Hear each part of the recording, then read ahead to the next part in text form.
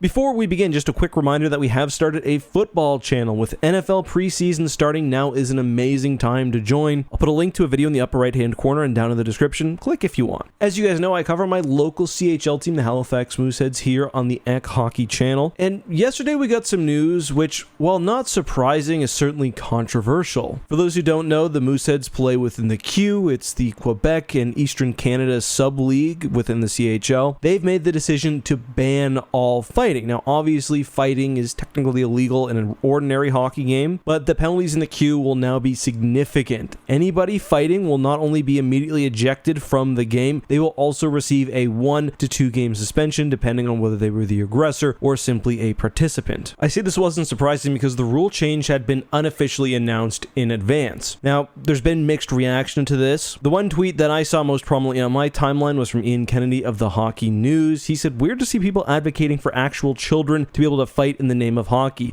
The QMJHL fight ban is an excellent move to protect players and shift culture." And that's an argument that I understand, but don't agree with. Players in the Q are generally 16 to 20, and this is a development league for professional hockey. Many of the best players in the world go through the Q or the CHL generally en route to the NHL. Not just the Connor Bedard and Sidney Crosby types, but nearly 50% of all active players throughout NHL lineups. These aren't random kids being forced to fight in house league. And fighting the Q was already fairly uncommon. The reality is the CHL markets itself as a development league. Go to their about page, that's the first sentence. They're the world's largest development hockey league and top supplier of talent to NHL and U Sports. Regardless of what the QMJHL does, the leagues that the best players hope to be fed into are not changing their rules. So right now, hockey players drafted to the Q either because of their birthplace, if they're Canadian or American, or through a foreign player draft are at a marked disadvantage. And that's what I said in response to Ian, who said, "Show me the U16 AAA coach teaching fighting as a skill or where it's allowed in the rules. Development leagues are supposed to develop players for the reality of what comes beyond if they have those aspirations." He responded to that by saying, "What would Sidney Crosby and Nathan MacKinnon and Patrice Bergeron have done without learning to fight in the Q?" And that misses the point. Crosby, MacKinnon, Bergeron, those are not the prototypical NHL or professional hockey player. There's more than just the NHL as avenues after the CHL. There's really two main downsides. For one, even the average player is not going to be exposed to what will eventually be a reality if they continue to play hockey at a very high level. That has everything to do with how you conduct yourself just across the ice generally, but also if you're in a fight. But it also seriously limits the career progression of certain types of players. Listen, fighting is still a skill that teams look for. And yeah, fighting is falling out of favor in the NHL, but it still happens. And there are many other hockey leagues where being a fighter is an even bigger asset. Right now, players in the Q who fit that mold are basically out of luck. So yeah, if you have a moral disdain for fighting in hockey, you probably see this as a win. Me personally, I really like where the game is at right now. There's more room for skill players than ever. There are less staged fights, but I also don't want it totally removed from the game, and right now I don't think the QMJHL is working in the best interests of its players, especially when compared to hits to the head, boarding, etc. Fighting is probably not one of the main sources of injuries. Just my thoughts though. I'm sure you'll let me know yours down below.